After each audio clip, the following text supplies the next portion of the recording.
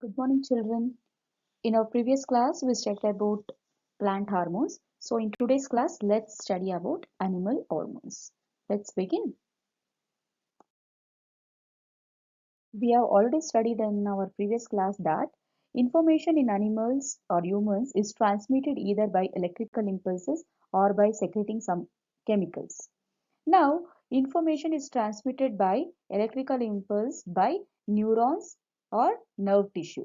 So, such transmission can occur only in some tissues. On contrary, when chemicals are secreted, they reach all over the body by blood. So, because blood flow throughout our body, so all this information is carried by blood. And thus, all cells in our body can respond to these chemicals. And these chemicals are called as hormones. So I've defined hormones in previous class itself when I was doing plant hormone. So you should recall the definition of hormones now. We have already studied this, right? So in today's class, let's mainly focus on hormones in animals. Hormones are the chemicals which are secreted by special glands known as endocrine glands. So this is the gland where exactly the hormones is being secreted, and it flows directly into the blood, and blood carries these hormones throughout our body. All these glands that secrete hormones make endocrine system of our body. And there are many hormones present in our body. Some of them which we are going to learn now is adrenaline hormone, thyroxine, growth hormone, sex hormones, that is testosterone and estrogen, and insulin. So the first hormone that we are studying now is adrenaline hormone. This adrenaline hormone is secreted by adrenal glands, which is present on each kidney, okay, which is present on the top of each kidneys. So apart from this kidney, so whereas these adrenaline hormone is secreted, that is heart and lungs. So what is the function of this hormone?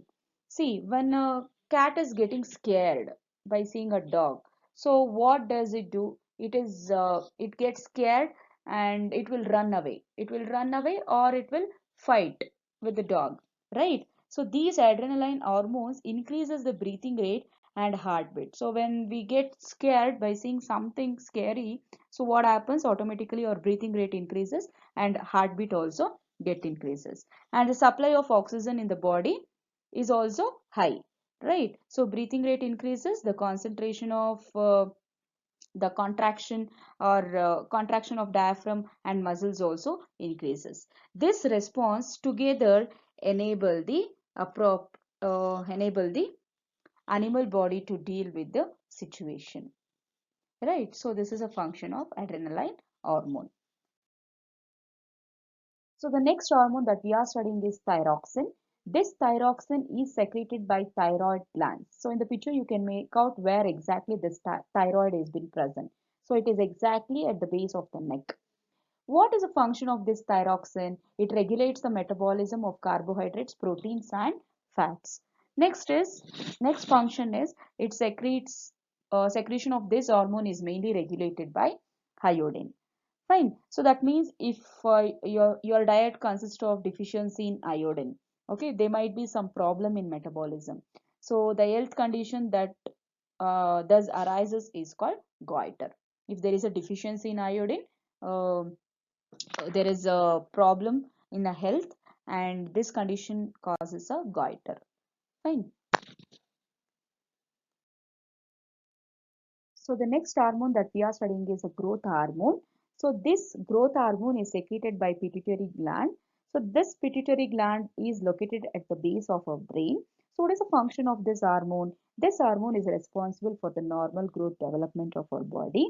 If we are deficiency in growth hormone, if there is a deficiency in growth hormone, what happens? It will result in a dwarfism. For example, you can see in the picture, the person is very short.